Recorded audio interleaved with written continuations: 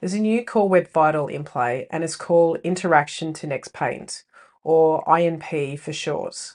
It launched last week on March 12th, and it replaced First Input Delay, or FID for short. It's the new Core Web Vital metric for responsiveness due to the limitations of First Input Delay. First Input Delay measured how long the browser took to process the interaction from the user. INP takes all interactions into account. What is an interaction? Clicking with your mouse, tapping on your device, or inputting a key on your keyboard. Hovering or scrolling are not classed as interactions. How do you fix your website for slow interactions? It's important to analyze your data with real user monitoring, otherwise known as RUM. Once you've been able to analyze these interactions, it's really important to optimize these. There are plenty of tools available for monitoring.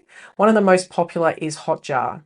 There are 3 components that you'll need to look at when you're optimizing. For example, when a user clicks on a button to go to another page, you'll need to take a look at how long it takes for the button to register the request. Then you'll need to take a look at how long it takes to complete the request. And then lastly, you'll need to see how long it takes to load the page. Now, when it's looking at loading the page, it's not just looking for that first content pane anymore. It's actually looking for how long it takes to load the entire page.